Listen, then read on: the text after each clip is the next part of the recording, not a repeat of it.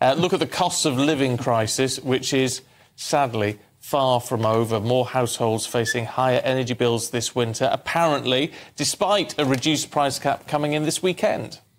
Well, joining us now is the Economic Secretary to the Treasury, Andrew Griffith, and a very good morning to you. Thanks for joining us. Today's latest figures out from the Office of National Statistics, I don't know if you've had a minute to see them, but you would presumably be taking that as very good news. Yeah, the statistics show that the economy is 2% larger than it was when COVID started. So that's good news. It means that our economic plans are on track. The UK avoided recession. The priority for us right now is to bear down on inflation. That plan is also working. We're on track.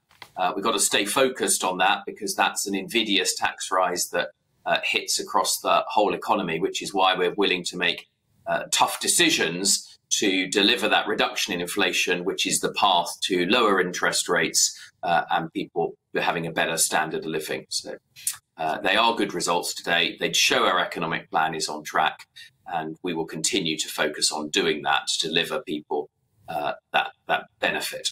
Yeah, well, yeah, that all sounds well and good and in the wider scheme, but what we've been focusing on this morning is the fact that despite the Ofgem price cap coming down this weekend to below £2,000, because there's been a reduction in the government help, or stopping of the government help for most people, actually what we're going to face is higher fuel bills. Well, energy prices are, as you say, coming down.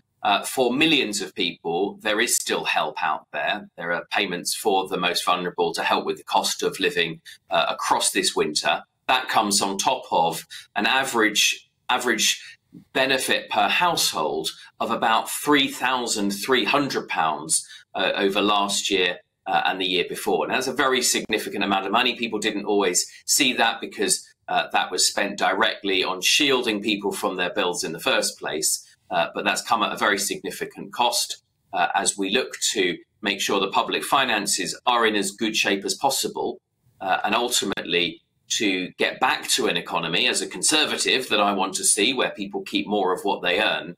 We have to make these choices. But to be clear, there is support this winter for the most vulnerable. Payments will be going out into people's accounts in the coming months and over the course of the winter.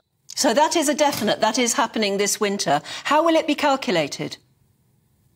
Well, we've already announced this. This is the cost of living package that the Chancellor talked about a year ago, and that's for the most vulnerable households, giving them direct help with the cost of living. Big part of that is, of course, energy, but because of the increase in prices, the inflation that we've seen, which is why inflation is such a priority for us, it's an invidious tax that reduces the purchasing power of every household. That's a cost of living payment. It's not solely for the purpose of energy. I mean, look, the nice thing is, Mr Griffith, you're saying what people want to hear in that, you know, as a Conservative government, you want people to hold on to more of the money that they earn.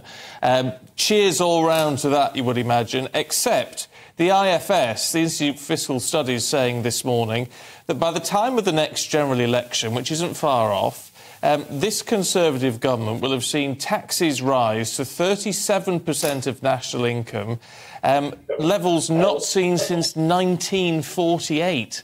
That isn't good enough, is it? Well, it's clearly not desirable. It's not the outcome we sought, but neither we nor the IFS forecast a global pandemic that affected the entire globe's economy for the best part of 2 years. And Russia's illegal invasion of Ukraine. So you've got to contextualise that.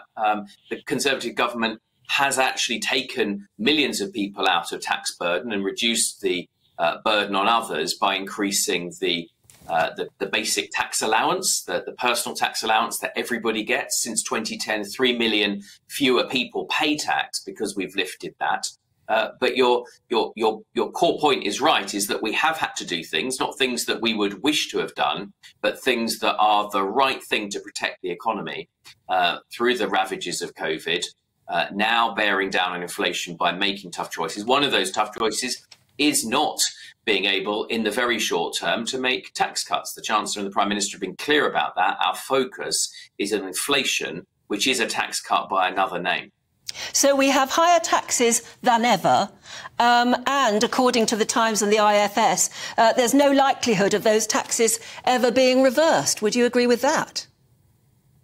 No, I don't agree with that. I think that good stewardship of the economy, which starts with making the tough choices we're doing right now to bear down on inflation. That plan is working. As you said at the top of this interview, the ONS has today confirmed that the economy is already 2% larger than it was going into COVID. We clearly would like that to grow faster over time. And one way you do that is by relieving the burden of taxes on businesses and individuals to help things grow.